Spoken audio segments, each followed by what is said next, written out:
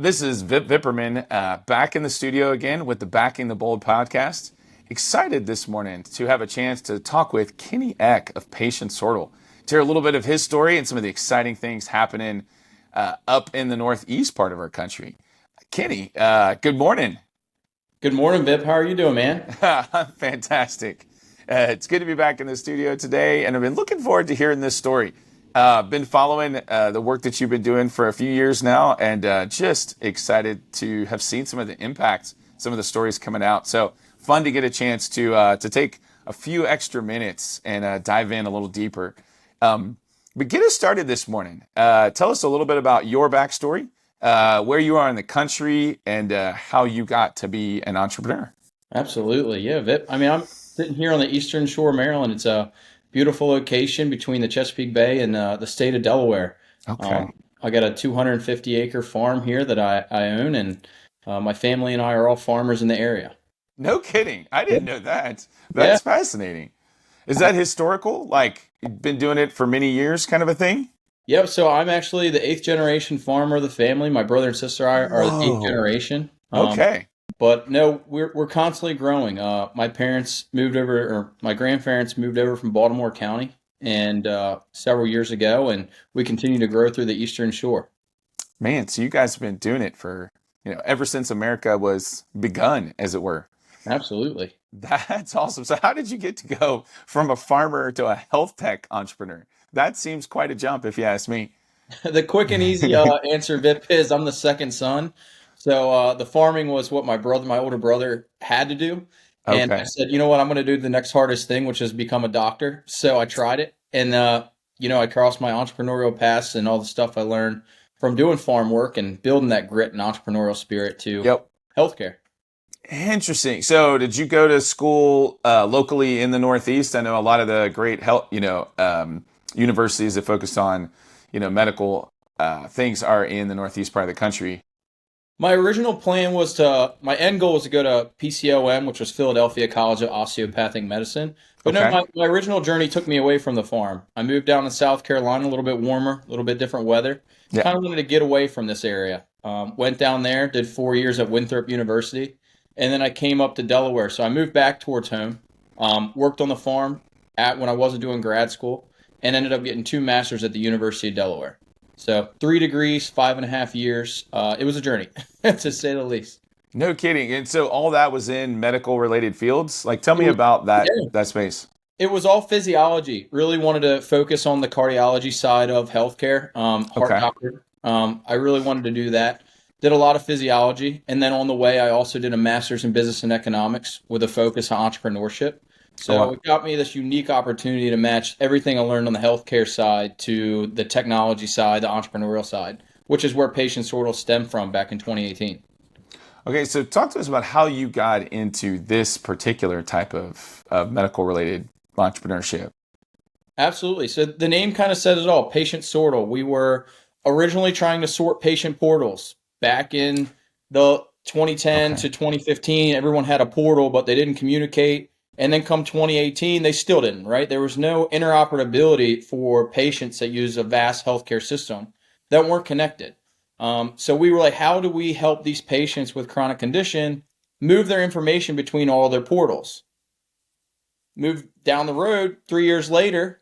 We just hit 7 years in June, so we've been doing this for a while now.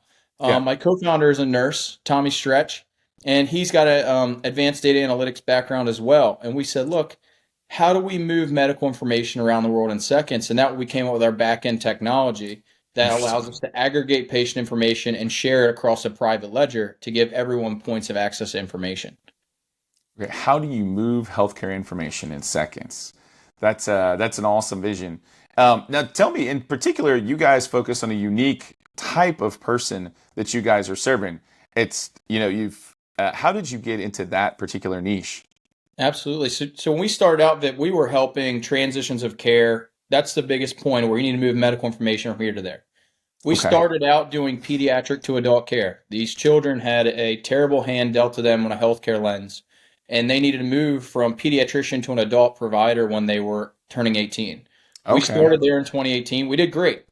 We also had medical tourism coming to us. We had universities helping for students who were coming to their university out of state. And unfortunately, when COVID happened, students didn't come back, children's hospitals closed, medical tourism was gone. And my co founder and I were sitting here like, what do we do? Right? Like, we just Hmm. lost every contract we had. We had to lay off our employees. Oh, But wow. there was a blessing in that. Right in the Q4 2019, the Department of Justice reached out and said, "Hey, Kenny, we heard what you guys are doing. Can you help move medical records from the prison to local providers?" And it was the Interesting. same thing. So Yeah. now we can dive in a little bit more about Patient Sortal, where we only support the continuity of care for the formerly incarcerated.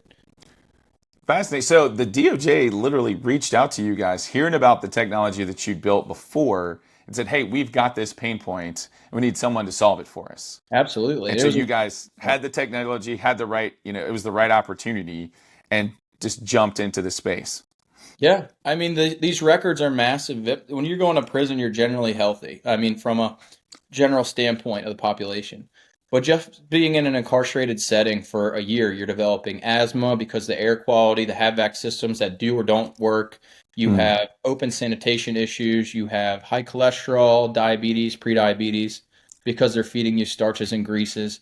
Like the list goes on and on. We're seeing high use cases of hepatitis C coming out. Oh, So wow. these records are very important to get in the hands of providers upon release to have a continuity of medications, prescriptions, durable medical equipment, you name it. Wow. So you've got a healthcare situation. What was the problem in the space that the DOJ needed help with? Like, why did they needed you guys to solve it? Well, the DOJ definitely had a problem, but the real problem owners were the individuals coming out. Okay. They're coming out of prison with numerous chronic conditions. I mean, Right. at least three is what we're seeing for the average person. Oh, my word. They're coming out with at least seven medications. So when you're coming out of prison, you're only getting 30 days worth of meds. You and I that could not find a doctor's appointment for a new patient within 30 days, let alone all these other issues we'll dive into. But these individuals that are coming out, if they don't get their script filled, one end, their health care is going to diminish. But on a probation and parole end, they're going to get flagged by probation and parole for not continuing their medical needs. So they'd go Interesting. back into prison. So for them, that was terrible. And for the DOJ or the Bureau of Prisons or any of the state, local prison systems, recidivism was a huge issue based Hmm. on these simple medication refills. So they would literally have commit another crime or get stuck back in prison because of a medication problem. Correct. If you don't have your script refilled, you're flagged for not doing, basic requirements of being on parole.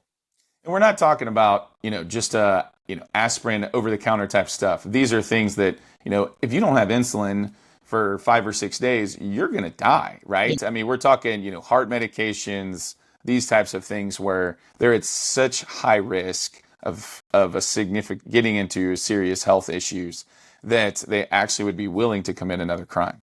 Absolutely. Or, I mean, not even to get into the mental health side, right? I mean, if you're coming out and you've been diagnosed with schizophrenia, you have this adjustment order coming on, or all these other things that were determined a cause of need or cause of an issue that you're not getting refilled. There's just so many challenges. Oh, wow. Well, and so they get 1 month of meds. How long before they can get on like public healthcare type scenarios, a Medicaid, Medicare type situation?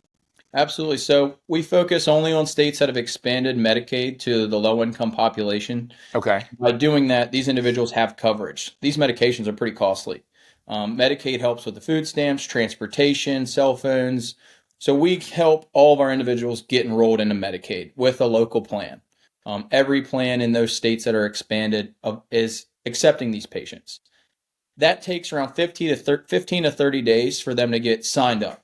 Okay. And from that point, they can see a doctor. But that brings it back a little bit more, Vip. Like you and I, if I call a doctor right now and say I'm a new patient, first thing they ask is, do you have your insurance? Mm. They're not they're not taking people for new patients without insurance. So that's one. So these individuals don't have insurance. Say they do have insurance, they're not accepting Medicaid. They're so booked. And then the last challenge, if they are, they're booked out for 3 to 4 months, right? So there's so many continuity care issues from that standpoint, not just the healthcare information. It's just a compounding issue. So y'all actually you went to solve a healthcare like information transfer, but you ended up finding out so much more problems in the Absolutely. space. Yeah. And So so and so your solution not only moves the healthcare information so that they could, once they get a new doctor, they can get that information, passed on. But it's actually helping them, get enrolled, get the things that they need, and even become healthier citizens, as it were. yeah, Tommy and I saw the healthcare information was one piece. We started doing advanced data analytics on that from a population health standpoint because nobody out there from a healthcare standpoint or insurance standpoint knew what this patient looked like, what this patient population looked like coming out of incarceration. They're high risk, they're high utilizers if they're unmanaged correctly. Like we just got our second highlight from Johns Hopkins population health and Oh Johns wow. Hopkins medicine that came out last week. But we get them set up with their care manager who are licensed clinical social workers or licensed social workers on our team.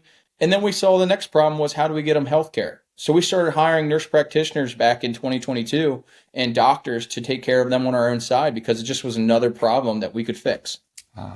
So just like any entrepreneur, you see the problem, you start taking steps into that problem, and then you start seeing other opportunities as well in the space. Yeah, you So get tired of banging your head on the wall and you're like, let's just build a new wall, right? nice. Move that wall and build a new one that we can use. That's awesome. Or build a ladder over it Yeah, or a door through it. absolutely. No, that's awesome. I love the entrepreneurial spirit in that. Sounds like you two guys are having fun together building things. Tell me Absolutely. about, you mentioned Medicaid in how big is this opportunity? You said some of the states have it for the low income population, some of the states don't. So what's the TAM size as far as the number of states? We see there's about $12 billion dollars a year allocated to provide health care to the formerly incarcerated. We came up with that by looking at the total cost of care for treating these individuals and then multiplying that by how many returning citizens. There's 630,000 people released from prison every year in the U.S. in one of these Medicaid expanded states that have access to free health care. So we bill Medicaid, we contract and credential with those Medicaid plans, and we provide a high level of care. Wow. And you said how many states is it There's about roughly? 28 states. There's a So few to newer states that are expanding it right now. They're in the process. It takes a little while, but 28 states. So a little more than half of the U.S. is willing to do it. And so the 630,000 people is just in like 50% of the Yeah. states. So it's probably millions in total actually have those issues and could be served if Medicaid was in all those locations. The last I checked, it was 1.3 people in the United States are coming out every year that need a continuity of care. Oh my word. Wow.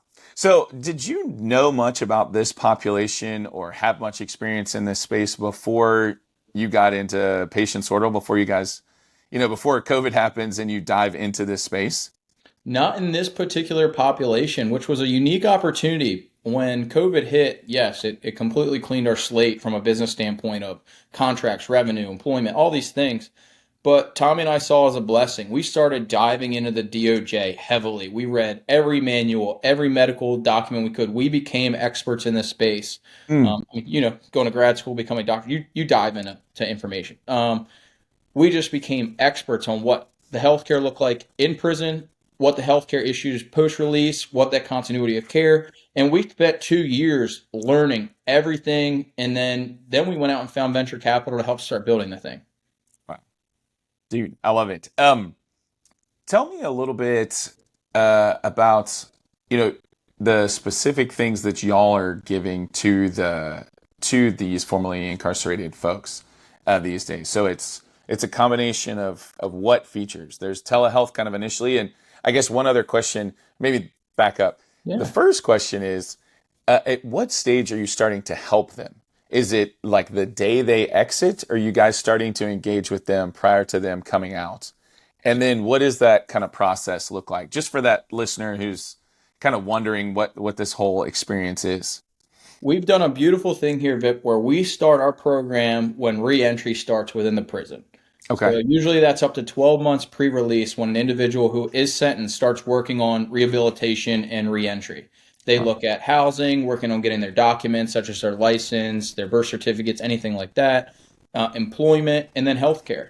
So all of the reentry staff within these prisons are focused on getting them connected to these services, and they know we exist and we're the real deal.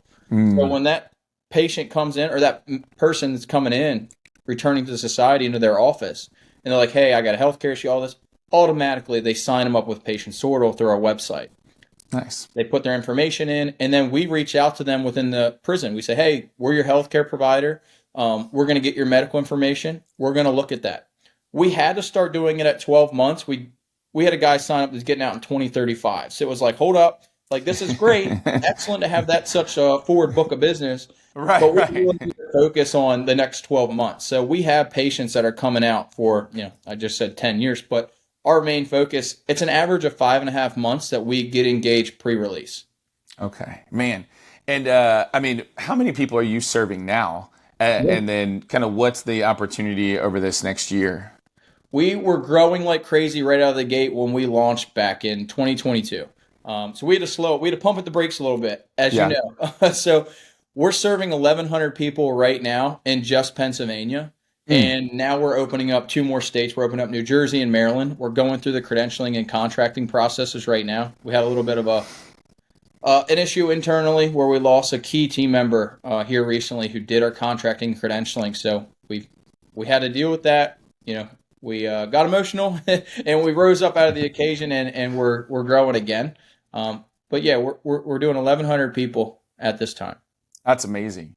I mean, that's serving one particular state. You said 2 states, on the cusp, and then, obviously you guys could serve all 28 of those states. What's the limiting factor there? Is it just are there other companies like Patient Sortal out there serving those other, let's see, 25 states? Or are you guys pretty much the only ones doing this right now? There are federally qualified health centers, and then the biggest thing that the insurance payers love us, the ER is the only alternative right now. Oh, wow. These individuals are coming out and walking into the emergency room because they want their scripts filled. Yeah. That just completely wipes the total cost of care the Medicaid has for this population, which is why Medicaid and these insurance providers pay us to do our job. They want to keep them out of the ER for unnecessary ER visits, right? The ER, because the ER is so much more expensive. Yeah. They're going in there without any idea with a bag of meds, and then they're getting admitted. And as soon as you see behavioral health, sometimes the law enforcement gets involved. It's such a mess within there, within the emergency room, and just holding up those beds. Okay. And so you guys are able to offer much lower cost healthcare for this state. Absolutely, Vip. Like I said, we sign them up pre-release, but within 3 days, we see them by a provider. We have their medical records. We know their insurance will kick in, so we're not too particularly focused on, hey, are we going to get paid or not? We will, just not that day, which is fine. Right. Nobody in Medicaid gets paid that day. And we see them, and then we become their provider, just like any other primary care.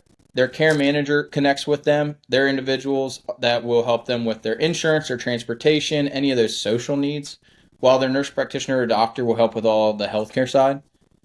And our biggest thing that we're working on for scale right now is VIP is like, we want to make sure that we do it very, very well in Pennsylvania. Open up New Jersey here in the next couple weeks. Duplicate that service. Get all of our questions in our heads that all entrepreneurs have out. Just make sure everything, it's healthcare, right? We have to be very particular about how we do this. Yeah. And then once we got a scalable, repeatable model, just continue and continuously grow. Nice. Yeah, because I mean, in the healthcare space, the expectations, the standards are really high. You guys have to be able to serve like at that type of a level. But if you can provide that level, then the opportunities, it seem like, are practically endless for y'all. Absolutely. That's exciting. Well, and it sounds like, I mean, when folks are coming out, the one thing that they don't probably have is a lot of folks that they can trust. But for you guys to be one of those first people that they talk to that say, like, we're here to help you, we're here to serve you, you can trust us, and we're going to take care of these basic needs that you have so that you can build a new life. That in itself is pretty unbelievable, because it just feels like it's something that's absolutely necessary when people are in such a big transition. I remember a season of our lives when we were processing the amount of stress that people go through at different things, a death in the family, getting married, getting divorced, different kinds of things like that. I imagine this transition in particular is a significantly stressful situation. So just the fact that you can step in and offer some help in that time of need is powerful. Yeah, I mean, Vip, you got to think some of these guys are coming out that have been in there 5, 10, 20 years. Mm, The amount of it's like learning how to drive getting on a highway on ramp, right? It's crazy. I mean, smartphones, how to apply, like it's insane the type of things that they have to learn in such a quick period of time. And the world's just like, why can't you figure it out? And they do trust us. They have that relationship with us, and they're open and honest with it. It's incredible. Yeah. Well, and it seems like in the world, and in some of the experiences I've had in doing some industry related things with that population, is like sometimes it's hard for them to get certain jobs. It's hard for them to get certain healthcare, just for people to trust them Yeah. because of the fact that they're coming out of the prison system. And so someone stepping in and saying, "Hey, we're looking out for you," is a very different thing than what I feel like they're oftentimes hearing from folks. So, do you have any stories of like one or two folks that you might could share, just an experience that you guys have had with folks? Um, Yeah, we're gonna have a series come out here soon, Vip, where we have a bunch of our own guys come in, and ladies and gentlemen come out and talk about this journey and how it came from their lens. mm, But we've had an individual who was in there 12 years. mm, He had a number of chronic conditions, needed durable medical equipment such as colostomy bags, crutches, wheelchair, anything that the prison owns that you can't take out the door. This individual came out and needed insurance, health care, all of these. He was released from prison with one colostomy bag, and you're supposed to replace those very regularly. yeah, no kidding. And insurance wasn't going to cover it. So, I mean, these are things that you had to, like, he had to have insurance to get these appointments. We seen the patient. We got him set up with transportation. We got him a smartphone. We got him all these things, food stamps, housing. He was moving between couches. We got him in a supportive housing. And then you go back a year later, this individual had everything set up for him. He now works. He finished his associate's degree. He has a full-time job at a bakery, working 3 days for 40 hours a week. The other 3 days, he's at the beach with his new wife that he's got married, Mm, and he's loving life. And he just constantly comes back to us. Anytime we have in-person events, he's showing up. He's like, I would not have the life that I have without you. There were so many times during this journey where I was like, it was easier to go back, or it was easier for me to give up on this. And it was hard. It wasn't easy for him. It wasn't easy for us, but working together, we got it done. And there's so many cases like that. I get careful of how much I dive into this because they are patients' lives. So I'm excited for them to come and talk about it right. in the next series. Yeah, that's amazing. I mean, to understand, I didn't realize that the prison owns all the devices that medical devices that people use. So even like a walker or something like that, or the little trolley if someone's got a broken bone or that sort of thing when they're coming out. So they literally can't take any of that with them. No, And so are nothing. Glucometers, insulin pumps, anything. And so they immediately effectively start over and have to figure it all out on their own if someone like you guys doesn't step in. Absolutely. It's amazing that no one saw that problem before and wanted to step into it. Why do you think that never happened before? I think Medicaid expansion was a big piece why they didn't originally. And Mm, then, insurance, you make more money from a healthcare provider if you're in the private insurance or private pay. But I'm thankful that it came to my doorstep, and yeah. me and Tommy kind of kicked that door in and went full force. I mean, sometimes we miss the pediatrics, sometimes we miss the other things we did, but in reality, this has been such a blessing to help this population, and Mm. we're excited to see it grow. And you get to see lives transformed. I mean, truly Yeah. transformed. I mean, just hearing that one story, it's unbelievable the difference that it sounds like you guys are able to make.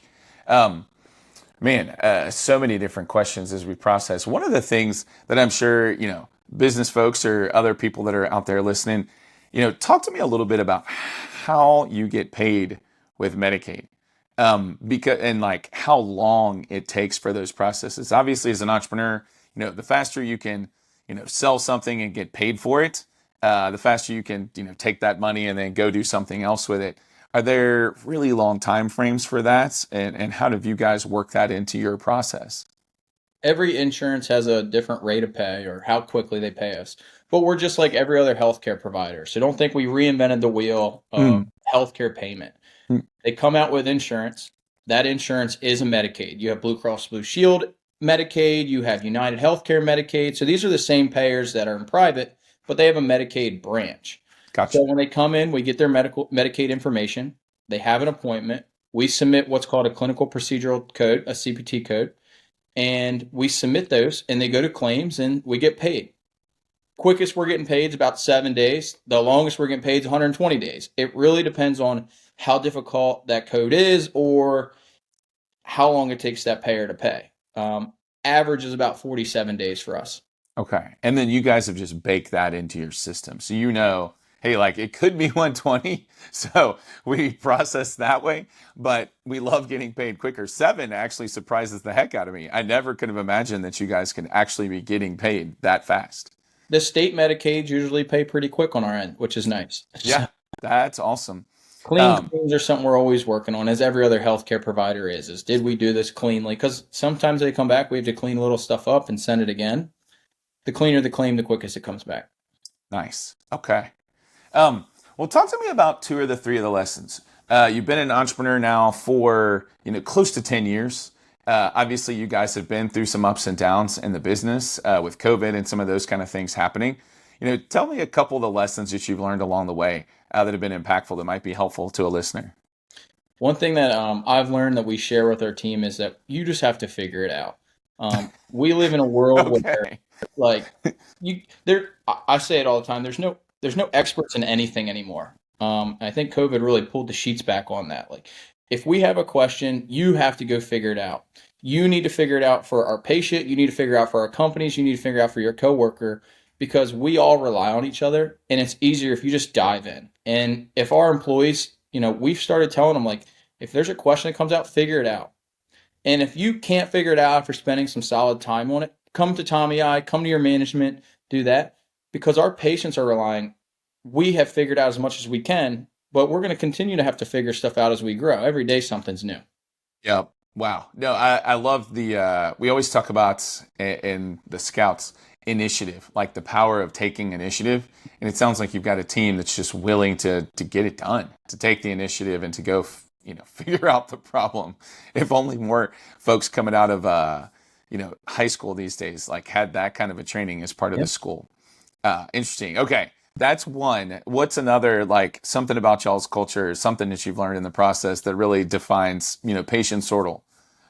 Yeah, if you accelerate the hiring process, you've already accelerated the firing process. So we take Interesting. Say that one more time. Yeah, if you accelerate the hiring process, you've already accelerated the firing process. Okay, so tell me about what that means. When we're hiring, when we started out, we're like, we need help. We're growing way too fast. And what we found is we didn't really put enough effort into figuring out if this is the right person. And you got to think that initial onboarding is so expensive for a company, between equipment, HR, my time, everyone's time, to get to know this person.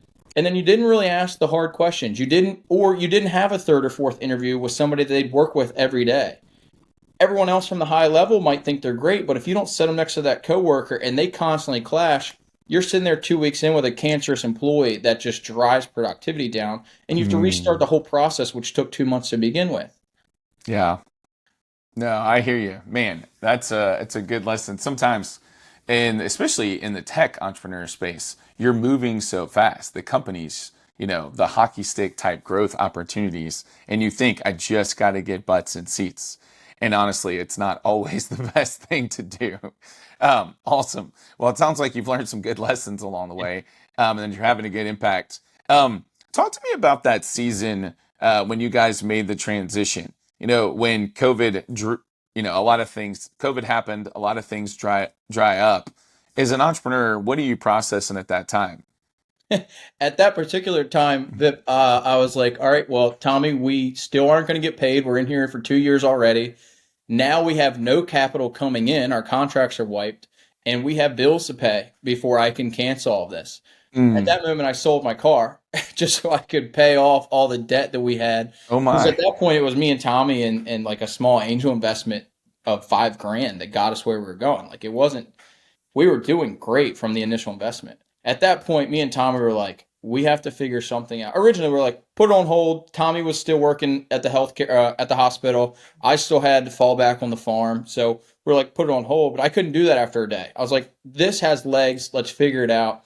And we took our downtime and did the hospital at night. We worked on Patient Sortal all day, trying to figure out what we could do and dig into this Department of Justice. So When we looked at that opportunity and we said, all right, when the world opens back up, everyone said it was going to be a week or a month. And then we're sitting here a year later, right? Yeah. We were just so excited for the entire time for it to open up. We said, look, when we open back up, do we want to go back to the hospital? Do we want to go back to medical tourism? Do we want to help universities? Or boom, the Department of Justice. So the house looked like a wreck. But Tommy, like the Department of Justice has the most opportunity to make impact and really grow from an entrepreneurial lens. Nice. Well, glad that you guys stuck it out. You worked hard. You figured it out, and you pursued and found this space. One of the things I wanted to ask you, the population you guys serve, folks have different opinions about serving that population, their experience with them, and that kind of thing. Overall, what's been your general experience in serving this returning citizen type population? Has most of the interaction been really encouraging? Do you find people open and receptive to y'all's work and care? Or do you find a lot of pushback and a lot of that, I don't know, TV show type, engagement? We learned early on that if you give them false hope or false promises, you're just like everyone else. Mm. So we learned very quickly, it's not, hey, we're going to do this. It's, hey, you and I are going to work together and here's the goal. Because if we got in there, we're like, these are what we're going to do. We're going to help you get healthcare. We're going to get you. But if for some reason that wheelchair gets delayed and doesn't show up, you've already let them down once, and they don't want 2 or 3 chances. It's like, I'm good. See you later. Yeah. And I don't blame them. You can't blame them. They've been let down by so many people. There's so many different groups, real or not, that are trying to touch this population. Mm-hmm. And they know when to just you've let me down. I got to figure it out myself. They don't have time. But those individuals who we've been transparent with and, we figured it out, we have the most incredible population that we work with and have built the most genuine relationships. Awesome. No, that's encouraging to hear. I think a lot of times you watch TV, you get different aspects and opinions and stuff like that. And these days on social media, there's all kinds of things, but it's great to hear that the real reactions, the real engagements have a lot more civil conversation, I guess would be the best way to say it. Well, talk to me about the future of this space. You guys say there's, opportunities in multiple states. 5 years from now, where do you think, obviously barring another COVID size, challenge in the world that we didn't see coming, but 5 years from now, where do you see this space going? Do you think you'll be in 5 to 10 states by then? And, what's the opportunity look like? At least, right, Vip? We did have that heartfelt challenge where we lost a really important team member that set us back a couple of months. We get this New Jersey set up, we get Maryland set up. Our confidence intervals across the screens for everything we do will be high. That will allow us to grow rapidly. We could be in 28 states in 5 years if we have the right team, the right people, the right group of investors around us, right?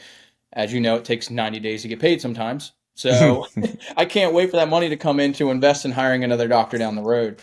If we really want to impact this space and we really want to go in and start signing people up, it takes my end to get everything lined up, ready to go, but also a group of individuals to support us from employment for healthcare providers, care managers, to investors, advisors. It takes a lot.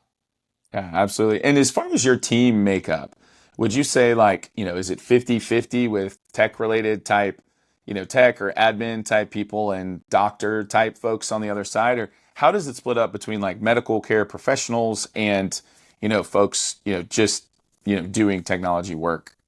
Yeah, I mean, Tommy and I have done an excellent job building the tech to be pretty autonomous. Oh, nice. There's 90% of our population are service providers, back end office for the medical, healthcare providers, care managers, the people you need, HR, health, or finance, accounting, all that. But what we have done is tech enabled every one of our care managers and providers to understand the high level of data and tech we're doing, which is incredible to see them learn this other skill set. So they know what we're doing. Gotcha. Yeah, because they're the ones going in, having the interactions and training folks like that. Things that we're doing on the back end of building tools for our care management team to collect as much data and have a great audit trail. And we're seeing things that other care managers and providers aren't documenting within electronic health records that our team is, which is very new. I don't know how many other front ends are building appointment profiles and talking about what happened during the check-in process, which all correlates to their continuity of care. Amazing. So tell me a little bit, how is AI playing a role in y'all space? I know, the medical care space is highly regulated. And so you have to be really careful with new technology coming in and, chasing shiny new things. At the same time, are you guys have opportunities to use AI as the trendy new thing? Is it helpful in the work that you guys do? Absolutely, especially with automating a lot of our processes. We have when we started as there's things over here that connect to things over here. It's the same as the healthcare issues, right? There's so many things.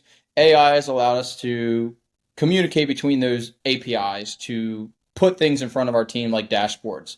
It helps with hiring. It helps with our training a lot. How do we optimize our onboarding process where it's the most efficient and effective way of Nice. getting them to learn the technology that we use in the EHR? That's really cool. So you're seeing it especially a lot inside the company, A how lot of to the improve the admin, the team. back end stuff that just takes a lot of paperwork and time. Yep. No, love it.